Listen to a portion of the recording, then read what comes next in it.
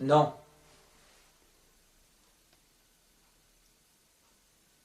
Non, pas du tout. Je ne suis pas la lumière. Mais seulement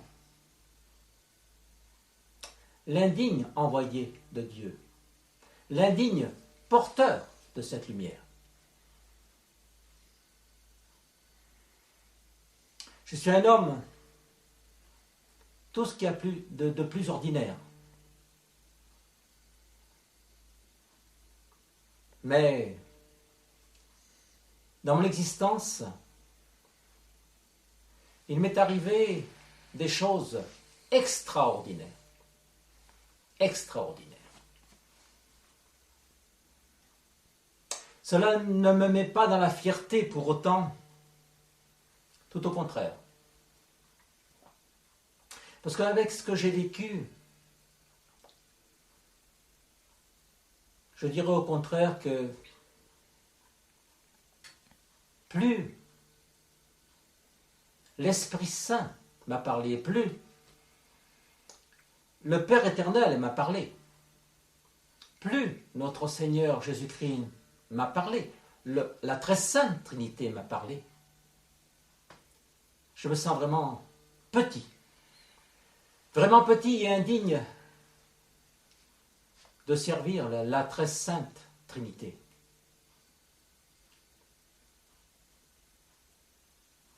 Alors pour disons, que je puisse dire qui je suis, me présenter en quelque sorte, oh, bien humblement, bien sûr, bien humblement, parce que c'est pas l'homme que je suis qui compte, mais uniquement celui qui m'envoie. Et c'est là le plus important. C'est là le plus important.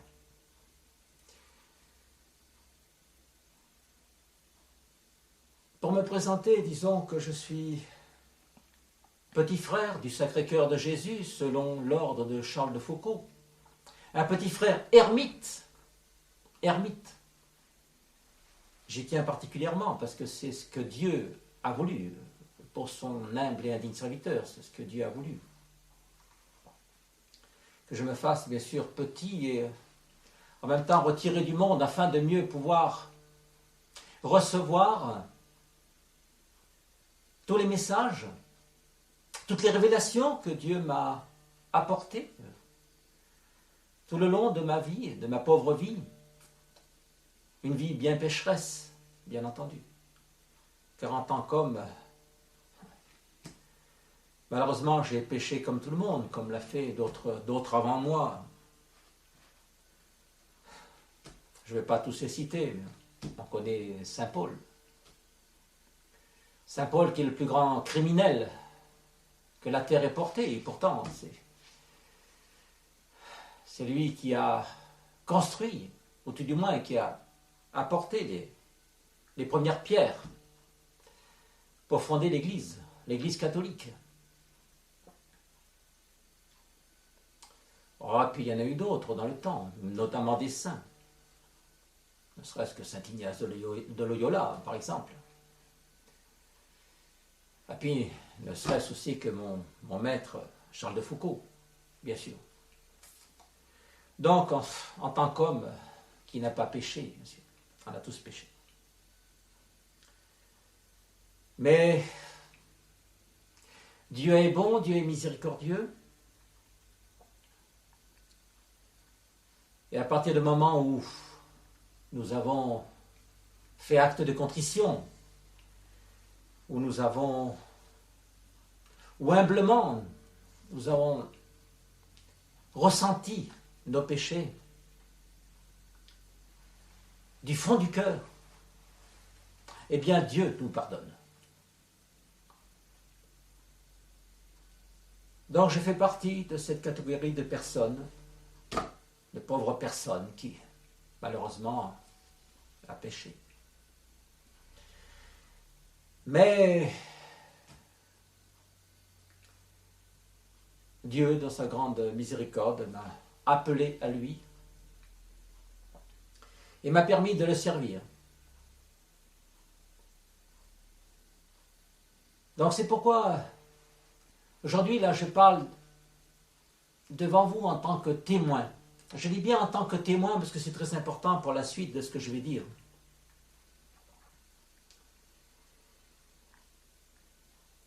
Alors, je ne vais pas passer sur toute mon existence parce que effectivement, je l'ai déjà dit en raccourci sur le site sacré que Dieu m'a permis d'écrire, où justement il est question qui est Frère Elion. Qui est Frère Elion, c'est bien la question, donc j'explique un peu brièvement ma vie. Ce qui me gêne un peu, mais enfin, il y a les gens qui me disent, oui, mais qui est-il? Pourquoi? Bon, voilà, je suis obligé, effectivement, de dire les choses telles quelles, sans embâge. C'est ce qu'on me reproche, d'ailleurs. D'être un peu direct. Mais comme tout bon prophète qui se respecte, nous sommes obligés de dire les choses telles qu'elles sont, directement. Ça ne fait pas plaisir aux hommes, mais bon. Quand je dis aux hommes, je ne fais pas spécialement l'aparté des femmes, puisque je parle de la race humaine, finalement. Donc ça ne fait pas plaisir aux humains. Parce que l'humain, malheureusement, est placé sous contrôle. Et malheureusement, à la limite, il n'a presque plus droit à la parole. Il est pris dans un filet. Je pourrais dire le filet du diable, puisque c'est la vérité.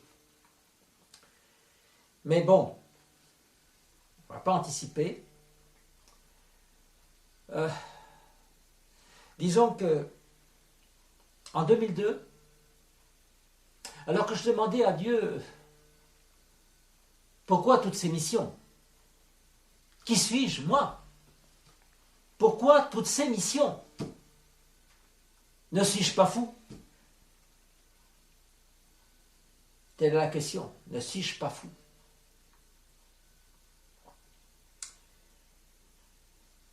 Alors j'ai dit au bon Dieu, j'ai dit, bon,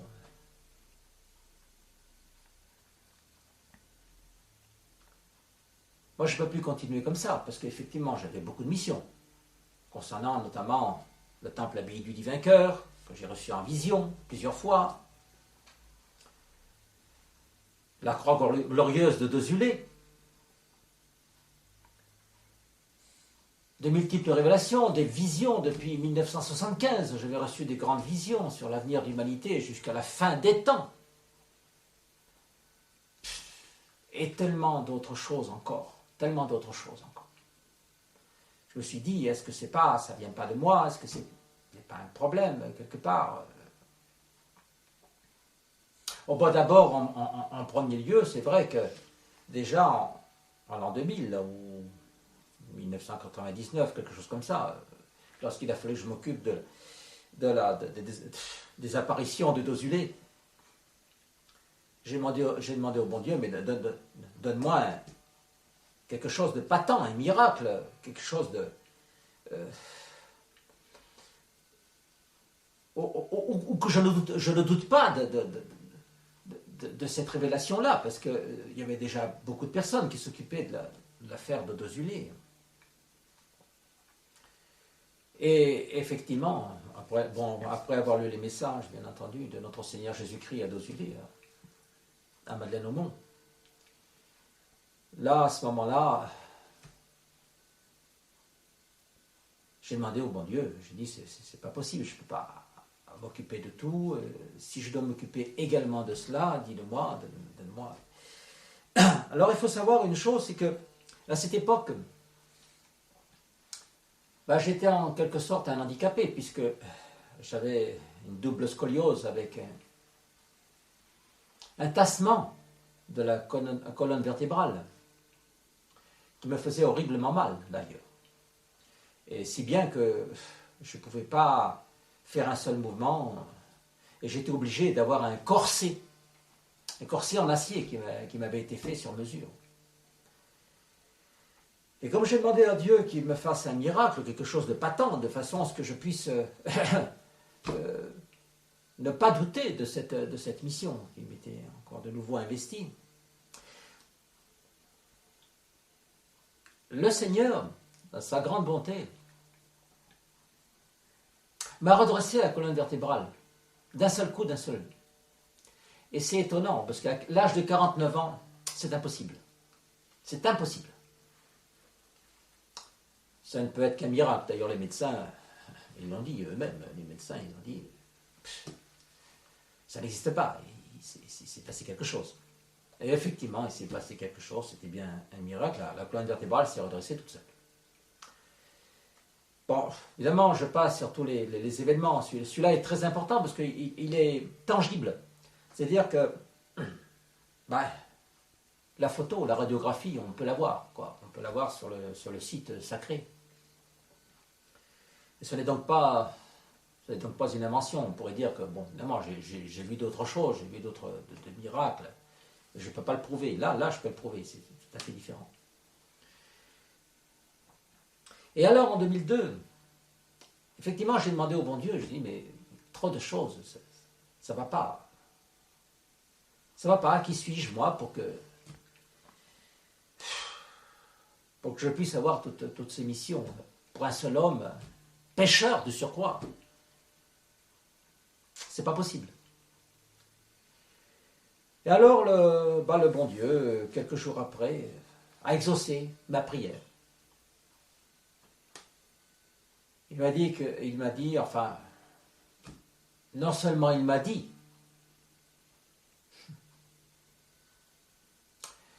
mais il s'est passé un phénomène extrêmement important parce que je me suis endormi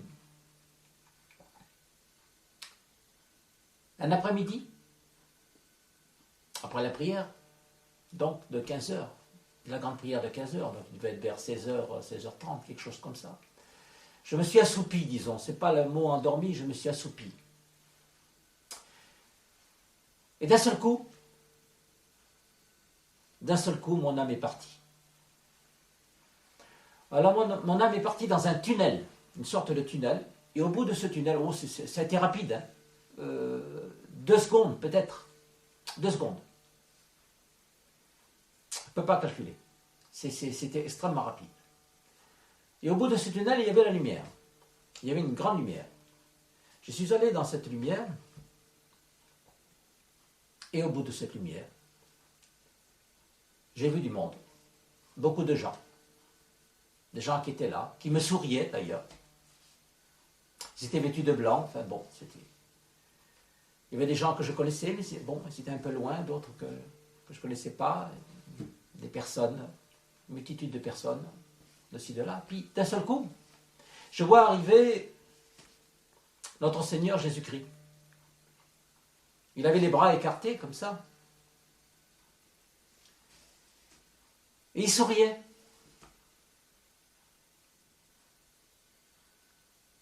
Son sourire était merveilleux.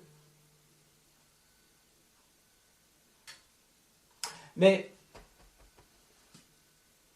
à l'intérieur de moi, je ressentais quelque chose comme, en quelque sorte, de la honte, à la fois de la joie et de la honte. Parce que je n'étais pas spécialement surpris d'être là, à cet endroit un peu particulier. Non, je n'étais pas surpris. Comme si j'avais vécu cela déjà avant. Mais à l'intérieur de moi, je me disais, mais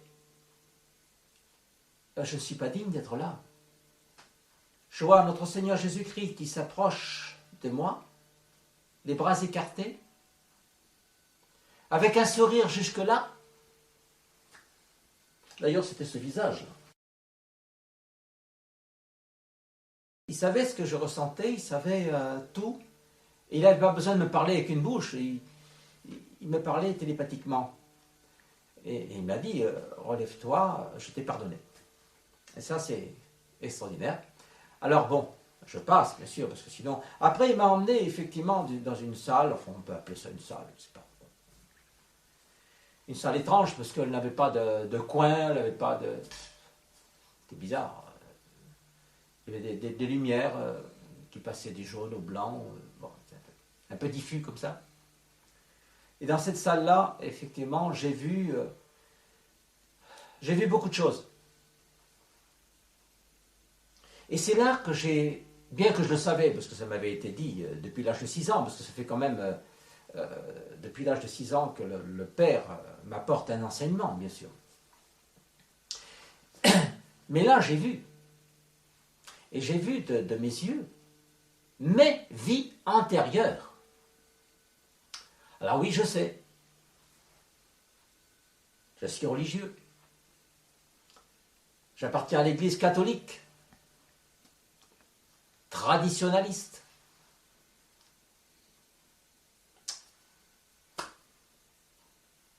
L'Église n'y croit pas. À la réincarnation, je le sais tout ça. Mais c'est un fait. Et c'est un fait, et je dirais même que c'est une évidence que ça existe. Et ça prouve au contraire la bonté de Dieu.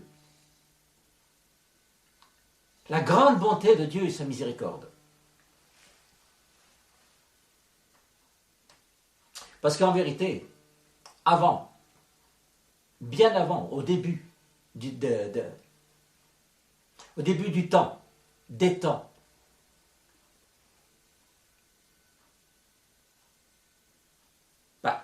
les personnes vivaient entre 800 ans et 1000 ans.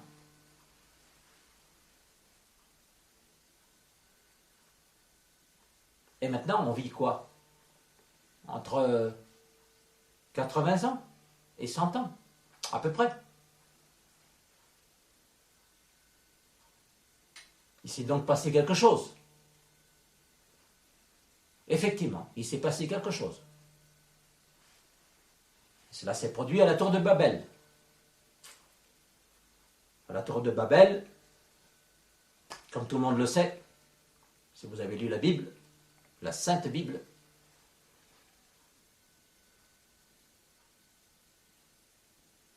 les hommes se sont réunis, ils ont construit une tour pour détruire Dieu. Ils voulaient tuer Dieu. Évidemment, le Créateur, notre Créateur, Yahvé El Shaddai, puisque c'est son nom, il n'était pas content du tout et il a disséminé les peuples sur la face du globe. Il nous a imposé des langues différentes pour pas qu'on se comprenne. Et il nous a coupé de 90% du temps de vie. Autrement dit, on ne vit que 10% sur cette terre. Mais où sont passés les 90 autres pourcents? Donc c'est une logique. En fait, c'est la vie qui continue. D'accord? On parle de réincarnation. Je parle de réincarnation. Mais il ne faut pas confondre réincarnation ou transmutation des âmes dans un corps humain et métempsychose. La métempsychose, c'est bien évidemment ce que croient ces philosophies orientales, le bouddhisme, etc., où il y a des âmes qui peuvent se réincarner en végétaux, en animaux, en des hommes. Alors ça, c'est exécrable. C'est un outrage à Dieu. Un outrage à Dieu. Donc ne confondons pas métempsychose et réincarnation, ou transmutation des âmes en corps humain. Ce qui n'est pas du tout la même chose. En revanche, la réincarnation prouve effectivement que Dieu est bon. Comment, en effet, un homme qui est né, je ne sais pas moi, au Moyen-Orient, dans une tribu, un peuple islamique, pur et dur, pourrait-il un jour être sauvé? C'est pas possible. C'est pas possible. Et pourquoi c'est pas possible? Parce que notre Seigneur Jésus-Christ nous dit dans Saint Jean, nul ne va au Père que par moi. Or, si on ne connaît pas Jésus-Christ, le Fils de Dieu, notre Sauveur, comment l'âme peut-elle être sauvée? C'est pas possible. C'est pas possible de sauver cette âme-là. Donc il faut bien qu'elle rencontre un jour cette âme-là, notre Seigneur Jésus-Christ, pour être sauvée. De même qu'il nous dit aussi, notre Seigneur Jésus-Christ, dans Saint Jean, il nous dit que celui qui ne boit pas mon sang, qui ne mange pas mon corps, ne peut entrer au paradis. Et effectivement, c'est impossible. C'est impossible. Ce qui veut dire que sans l'Église catholique, nul ne peut être sauvé. C'est impossible.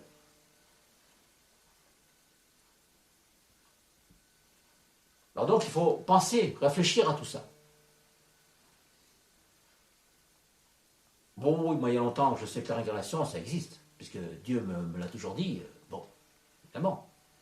Mais avec un bémol cependant. Un bémol. Il ne faut pas confondre métempsychose et réincarnation, c'est pas du tout la même chose.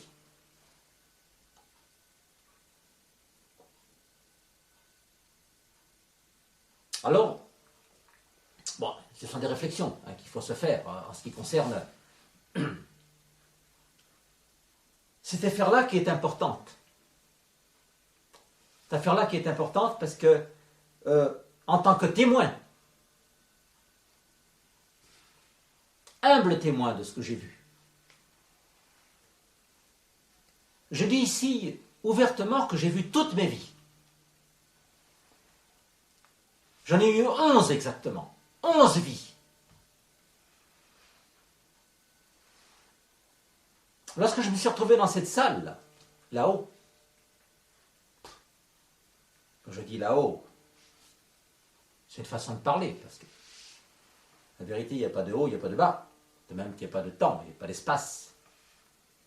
Tout ça, c'est illusoire. Mais bon, il faut bien dire quelque chose. Pour essayer d'essayer tout du moins de se faire comprendre. On est obligé de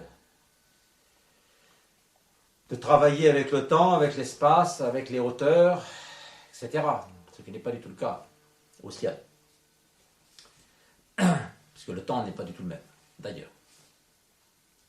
Mais lorsque je me suis retrouvé, effectivement, j'ai vu mes 11 vies. Je me suis retrouvé dans la peau des personnages que j'ai vécus.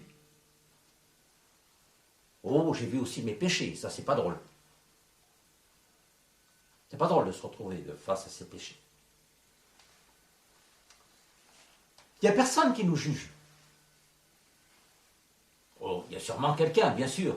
Ça ne se passe pas comme ça. Mais c'est nous qui nous jugeons. Parce qu'on se trouve face à notre conscience. Et ça, c'est plus terrible. Notre conscience est le plus terrible des procureurs. Il n'existe pas aucun procureur sur cette terre aussi dur que notre conscience. Parce qu'on se voit face à nous-mêmes, tels que nous sommes, et on ne peut pas tricher. Du tout. C'est impossible. Alors, bon, bref, passons. J'ai vu donc, effectivement, mes vies. Oh, je ne vais pas toutes les dire ici. À quoi ça servirait? Mais je vais en dire quelques-unes. Parce que, selon la permission de Dieu, parce que, effectivement, je l'ai déjà de toute façon écrit, non seulement dans les ouvrages sacrés, que je vais présenter brièvement tout à l'heure, mais aussi dans le site sacré, que Dieu, dans sa grande bonté, m'a permis d'écrire.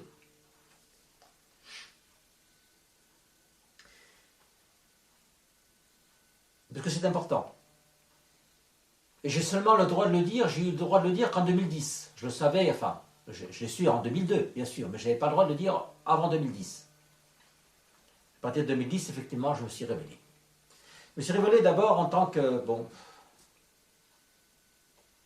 Adama. On va dire Adam, le premier homme. C'est-à-dire que l'âme que je porte, c'est l'âme d'Adam.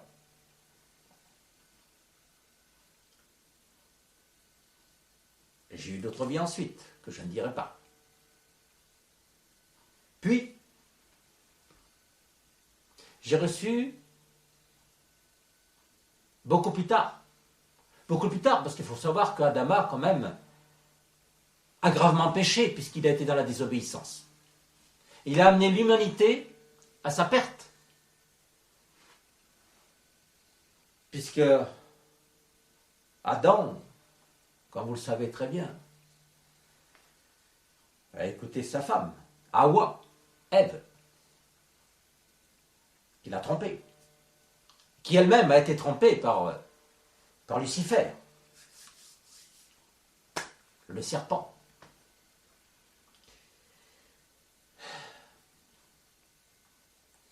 Ça, c'est un fardeau qui est lourd à porter.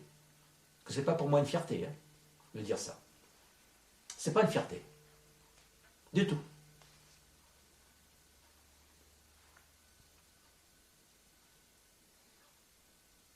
D'ailleurs, cette désobéissance, qui est en fait le péché le plus grave qui soit, m'a valu quand même d'aller au purgatoire. J'ai fait quand même environ 5 siècles du purgatoire. Ça, il faut le savoir.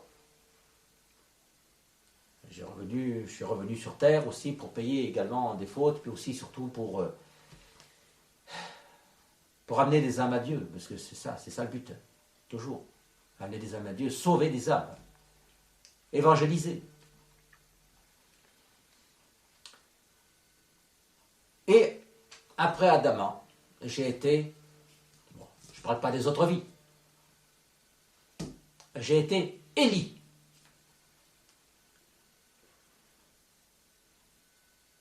Le même Élie, effectivement, dont on parle dans la Sainte Bible, dans le livre des rois, et qui est parti ensuite dans un char de feu, en laissant son ami avec le manteau. Bien sûr, il a laissé le manteau. Mais Élie est parti au ciel, non pas dans un chariot de feu, mais dans ce que pourrait appeler un engin volant, quoi. Bon, on va pas épiloguer là-dessus. C'est pas tellement le but de cette mini-conférence. Donc après Élie,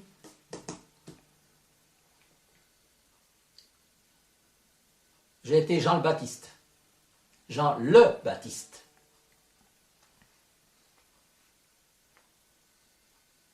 Le Baptiste, parce que celui qui était le baptiseur.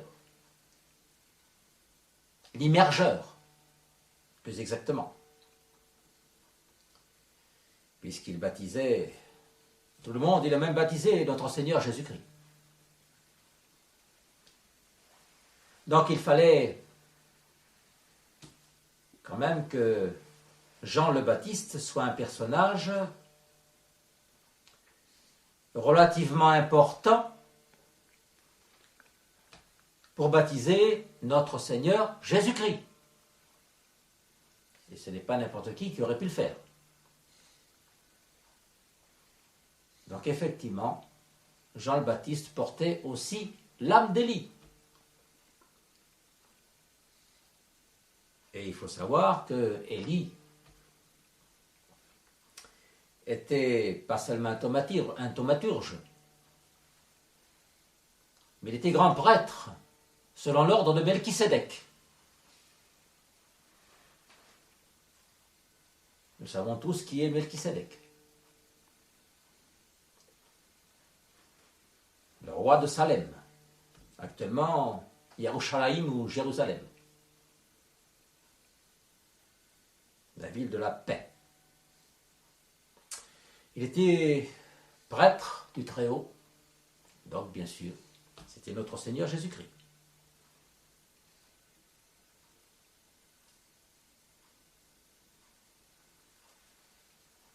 Et il fallait qu'effectivement Élie, qui a reçu ce grand privilège d'être grand prêtre selon l'ordre de Melchisédek,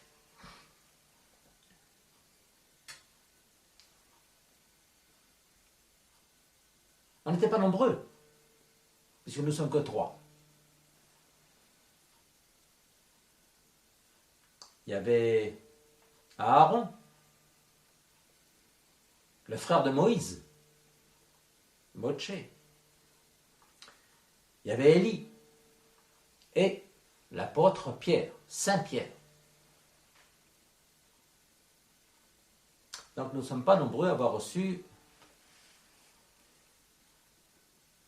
ce sacerdoce royal, selon l'ordre de Melchisédek. Et il fallait effectivement, puisque Jean le Baptiste avait bénéficié de l'âme d'Élie, qui soit un personnage, effectivement, relativement important, puisqu'il a baptisé notre Seigneur Jésus-Christ. C'est pour cela, d'ailleurs, même, notre Seigneur Jésus-Christ n'a pas voulu le dire, parce qu'il était toujours piégé par ces pharisiens, ces scribes, ces prêtres, etc. Il posait toujours des questions ici de là. Il lui posait la question, de quel droit fais-tu cela?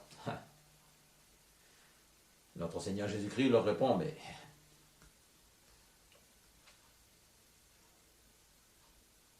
de quel droit? Par quelle autorité? Par quelle autorité Jean baptisait-il? Si vous répondez à cette question, je vous dirai par quelle autorité je fais cela. Ils n'ont pas su répondre, bien entendu, puisqu'ils ne savaient rien. C'est des ignorants.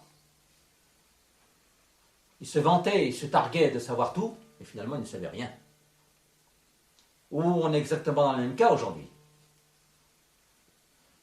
avec l'Église catholique, qui pendant longtemps nous a fait croire que la Terre était plate, par exemple. C'est un peu la même chose pour la réincarnation. On reste dans l'ignorance et on laisse les autres dans les ignorances, c'est-à-dire que c'est des aveugles qui entraînent d'autres aveugles et l'affaire continue. Donc le problème qui se pose, il est là. L'ignorance, toujours l'ignorance, fléau l'humanité. Qui fait d'ailleurs l'objet d'un titre d'un des ouvrages sacrés, ici. Alors effectivement, j'ai vu d'autres vies après, une fois que j'étais là. Et je passe, parce que je ne vais pas... Ce serait trop long et fastidieux.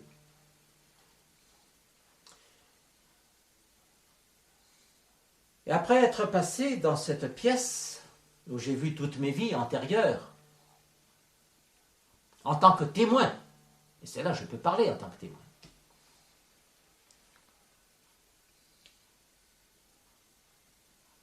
je suis monté au second niveau céleste, avec toujours notre Seigneur Jésus-Christ à côté. Toujours. Une grâce immense. Alors le second niveau céleste, parce que le premier c'est le jugement. Le second niveau céleste, c'est le paradis. Enfin, ce qu'on appelle le paradis. C'est merveilleux. C'est une splendeur. Et je souhaite à tout le monde d'y aller. C'est mon vœu le plus cher.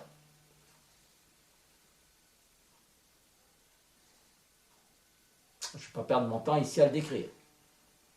Mais c'est exactement comme on me l'a dit. Une très grande beauté. Après le second niveau, le paradis, je suis monté au troisième niveau. Et là, une merveille. Le troisième niveau, c'est quoi? C'est la cité sainte. La Jérusalem céleste. La cité du Père. Yahvé et Shaddai. Effectivement, notre Seigneur Jésus-Christ est toujours à côté de moi. J'ai vu le Père sur son trône, exactement comme c'est décrit, comme le décrit Daniel, le prophète Daniel, ou dans l'Apocalypse de Saint Jean. Très belle chose, très belle musique d'orgue, de chant, des anciens, le prêtre, le Père sur le trône blanc, etc. Il y avait deux trônes. Il y avait un qui était à côté de lui, bien sûr. Mais il était vide, puisque forcément, notre Seigneur Jésus-Christ est à côté de moi. J'ai vu le Père, puis là j'ai eu comme une sensation bizarre, parce que je me suis dit, qu'est-ce qui va m'arriver? Parce que le Père, effectivement, je le connais depuis longtemps, le Père. Et je sais que des fois, quand il n'est pas content, il nous montre sa colère, et sa colère n'est pas drôle. Hein. Alors j'ai dit, qu'est-ce qui va m'arriver? Eh bien non. Bien non. Non seulement le Père, il m'a regardé, mais il m'a souri. Ouh. J'étais content. Ah là, j'étais content. C'était vraiment la joie dans mon cœur. Alors effectivement, bon, je suis parti aussitôt après. Hein. Là, ça a été rapide. Hein. Je ne suis pas resté longtemps. Bon, je suis retombé au premier niveau céleste après. Mais effectivement, le Père éternel existe bien. Et il avait un corps. Il avait un corps. Quand on dit que Dieu n'a pas de corps, ben ça, c'est pas vrai. Et je suis en tant que témoin pour dire qu'il a un corps. C'est normal, il est Dieu. Pourquoi nous, les humains, devrions dire Dieu n'a pas de corps? C'est insensé. Puisqu'il est Dieu. Il est le créateur. S'il veut un corps, il a un corps. S'il ne veut pas de corps, il ne met pas de corps. C'est Dieu. Pourquoi penser à la place de Dieu? De dire c'est comme ça. Il n'a pas de corps, c'est indécent de dire qu'il a un corps. Ben, s'il a un corps. Et c'est décrit d'ailleurs dans les prophéties. Dans Daniel, dans l'Apocalypse de Saint Jean. Saint Jean nous le décrit, le Père. Et je l'ai vu pareil. Effectivement, c'est un vieillard avec des cheveux ondulés, il est très beau, il était assis sur son trône, magnifique.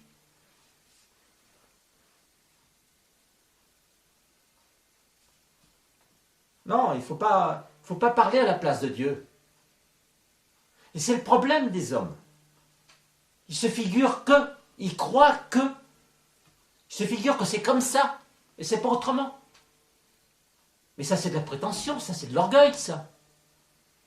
C'est de l'orgueil. On ne peut pas se permettre de parler à la place de Dieu. Depuis l'âge de 6 ans, j'ai la pensée de Dieu. Je possède la pensée de Dieu depuis l'âge de 6 ans. Et je me fais petit face à cette pensée. Elle est tellement immense, tellement grandiose. Mais quand on me dit, oui, c'est un orgueilleux, machin truc. Comment ça, orgueilleux? Parce que je dis les choses telles que Dieu me l'a dites? Parce que je dis les choses, que je révèle les choses telles que le Père éternel m'a fait la grâce de me donner, afin que ces choses, ces révélations, que je puisse les transmettre ensuite. Ça, c'est de la prétention, c'est de l'orgueil, ça. Alors d'autres ont été orgueilleux avant moi. Quand on lit les lettres de Saint Paul, lui aussi à ce moment-là, il commandait l'Église. Il essayait de remettre les gens à leur place, qui se conduisaient n'importe comment. Et tous les prophètes anciens, qui critiquaient les uns et les autres.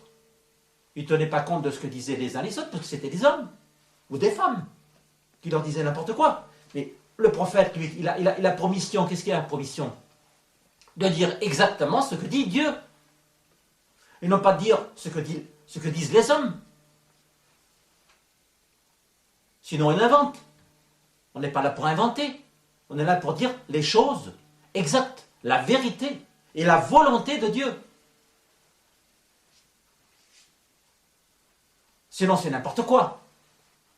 C'est tout à l'envers. De dire que votre serviteur est orgueilleux parce que j'ai une assurance.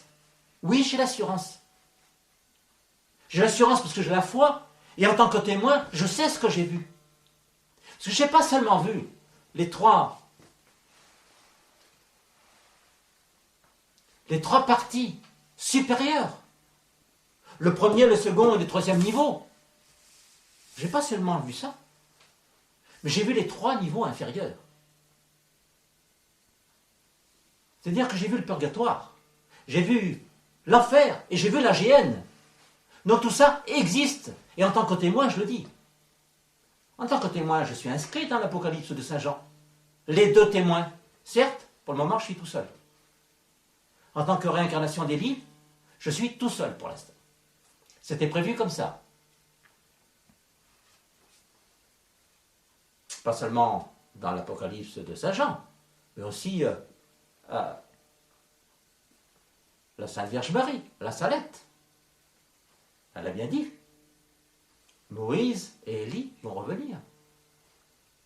Donc, en premier, Élie était envoyé par Dieu. Et qui peut contredire cela? Est-ce qu'un homme peut se permettre, ou des hommes peuvent se permettre de contredire cela, la volonté de Dieu? En tant qu'humain, vous croyez que ça me fait plaisir de prendre ce rôle? Mais je le prends avec plaisir parce que j'aime Dieu, parce que j'ai la foi en Dieu. Mais ce que je voulais, c'était être tranquille, en tant qu'ermite, dans mon petit coin. Prier, composer de la musique, parce que je suis musicien, comme vous le savez. Pour la seule gloire de Dieu. Pas la gloire d'un homme, mais la gloire de Dieu. Et alors,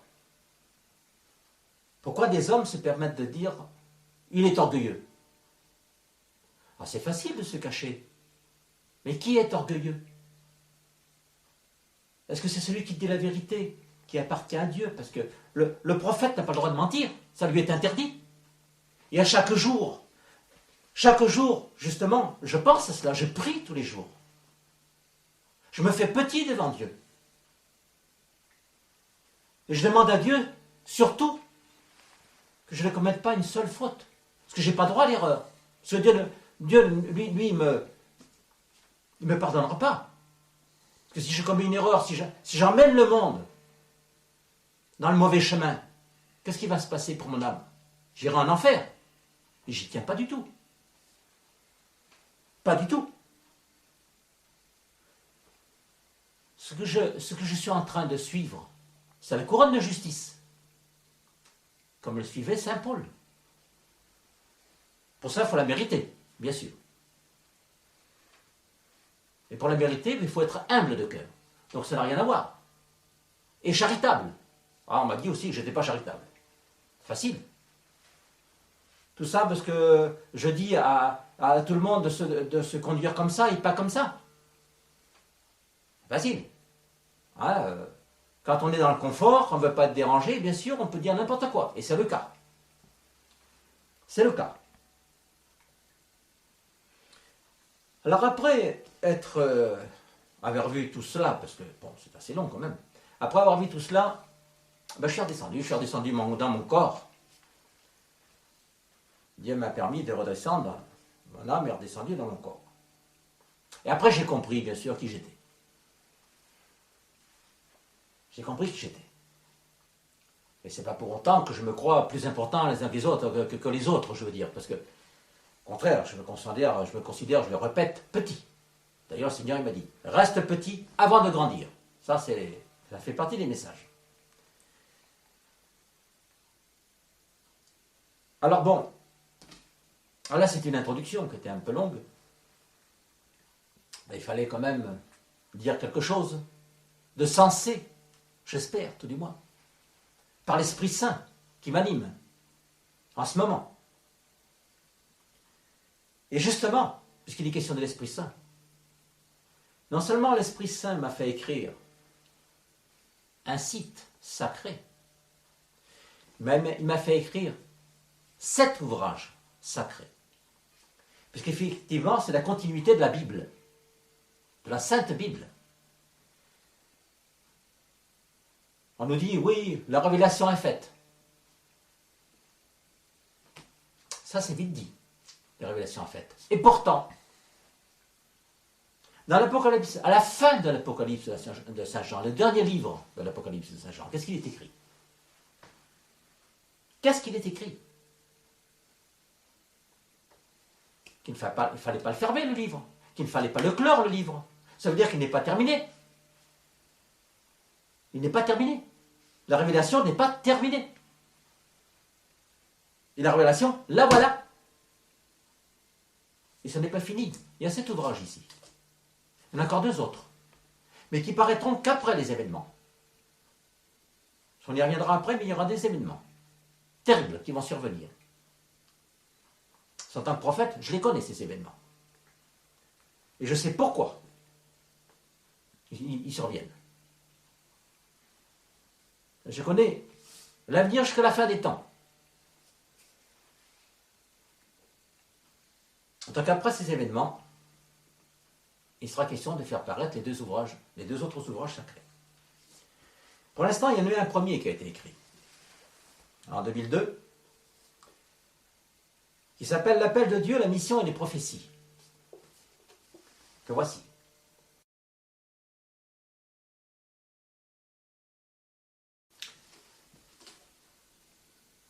C'est un ouvrage de 312 pages, exactement. Là, pourquoi l'appel de Dieu? Parce qu'effectivement, l'appel de Dieu, c'est parce que j'ai reçu un appel de notre Seigneur Jésus-Christ. Je l'ai dit brièvement tout à l'heure. Lorsque je travaillais au bureau, dans le silence, notre Seigneur Jésus-Christ est venu ici, à mon oreille. Derrière, là. Il m'a parlé tout près de l'oreille. Là. Il m'a dit, frère Elion. Frère Elion. Ça a vibré. Ça a vibré dans mon corps. Hein. Et pendant longtemps d'ailleurs. Et quand j'ai eu cet appel, évidemment non, comme il n'y avait personne dans la pièce, j'ai tout de suite retourné ma tête pour regarder, voir qui me parlait. Bien que j'avais compris tout de suite qui c'est qui me parlait. J'ai vu personne. Je n'avais personne. Mais j'ai compris que c'était notre Seigneur Jésus-Christ qui m'appelait et qui voulait que je le serve. Parce qu'avant cela, j'étais réalisateur artistique, j'étais dans le spectacle, j'étais dans le cinéma. J'étais même professionnel. Bon. Mais bon, tout a son importance, de toute façon. Parce que moi, si j'ai honte de mon passé, c'est que Dieu m'a permis quand même d'aller là-dedans, afin de pouvoir tourner un film exceptionnel.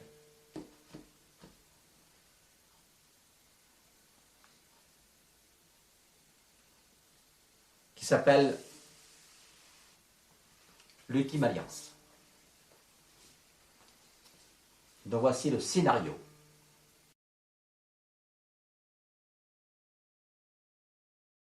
La passion, la résurrection et l'ascension de notre Seigneur Jésus-Christ.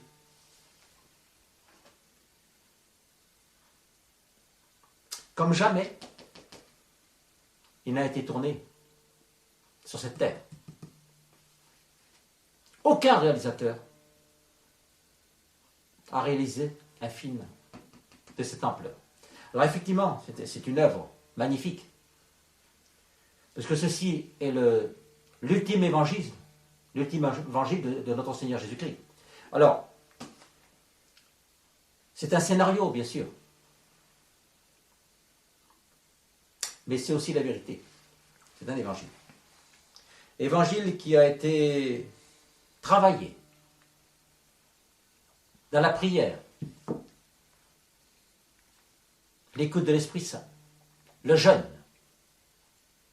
Durant 19 mois, j'ai travaillé des années pour l'historique. J'ai lu Maria Valtorta, qui m'a aidé, parce que c'est le Seigneur qui m'a dit. Parce que quand j'ai lu, parce que, bon, je suis diplômé en théologie. J'ai travaillé 10 ans la théologie. Quand j'ai lu la Sainte Bible, les 4 évangiles, en tant que réalisateur, je me suis dit, c'est pas possible. Faire un film de cette ampleur, avec si peu de données, c'est pas possible. Et c'est là que notre Seigneur Jésus-Christ m'a dit, en locution intérieure, il m'a dit, Maria Valtorta. Donc j'ai acheté le 9e et le 10e tome des ouvrages de Maria Valtorta. Mais il fallait que je corrige Maria Valtorta parce qu'elle avait commis quelques erreurs. C'est normal. C'est normal qu'elle commette des erreurs. Et encore, je ne parle pas d'Anne-Catherine Emmerich parce que c'était encore pire. Parce que j'ai lu aussi La Passion de Anne-Catherine Emmerich, c'est une catastrophe. C'est pas la vérité. C'est pas la vérité du tout. Malheureusement, Mel Gibson a choisi cette mystique, Anne-Catherine Emmerich, pour pouvoir faire son film. Il est raté, son film. Bien dommage. Il est raté scientifiquement et spirituellement aussi, il est raté. C'est dommage. Les acteurs sont excellents, les décors sont très beaux. Bref. Après avoir corrigé par l'Esprit Saint les erreurs de Maria Valtorta,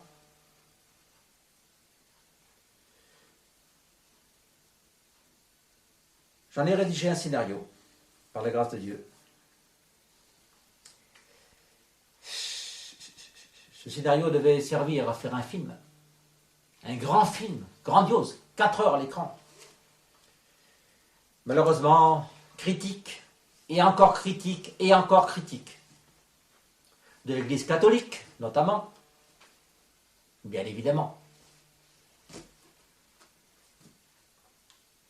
Des chrétiens, différents catholiques, et d'autres personnes, notamment des Canadiens. On m'a insulté, on m'a injurié, enfin bref. Bon.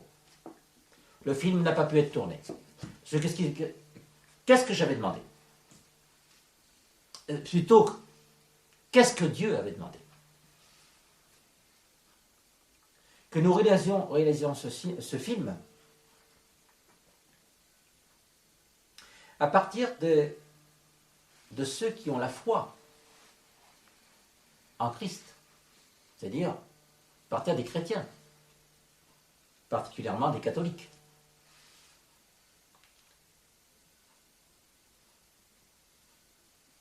Il a été demandé 1 euro par personne.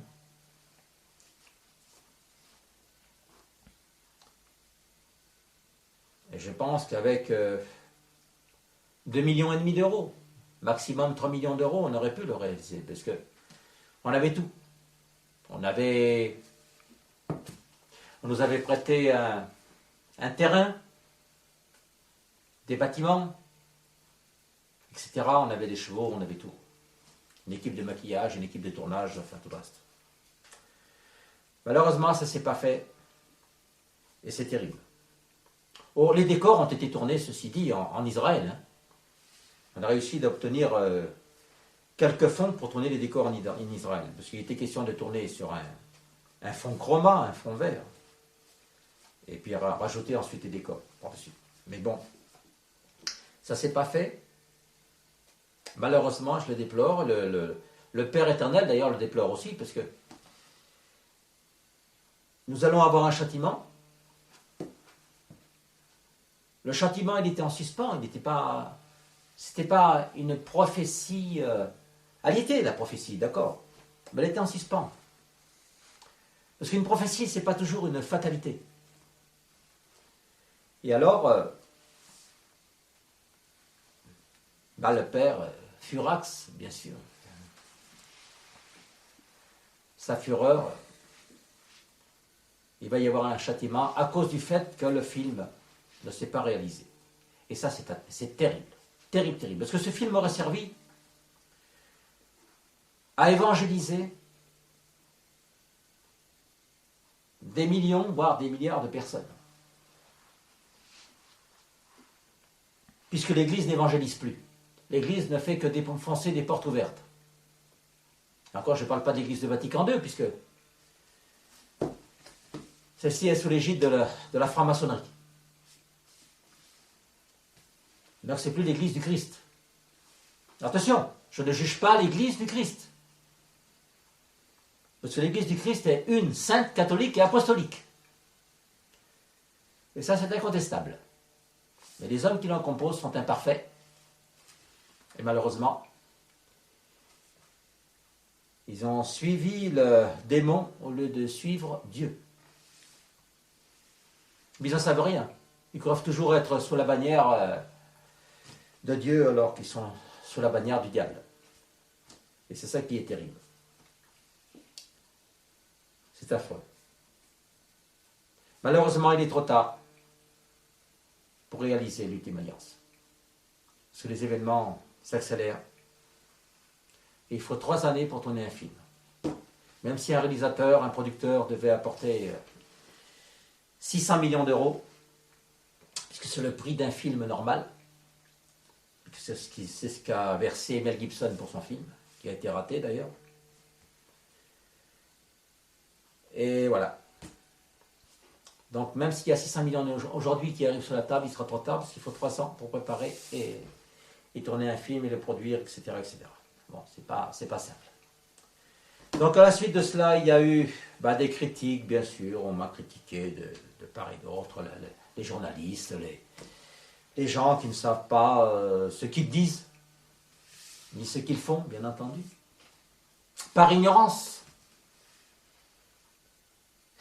Même l'évêché m'a critiqué.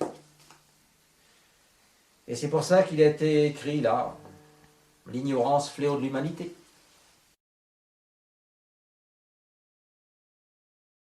En 464 pages. L'ignorance fléau de l'humanité. Parce que c'est bien l'ignorance qui a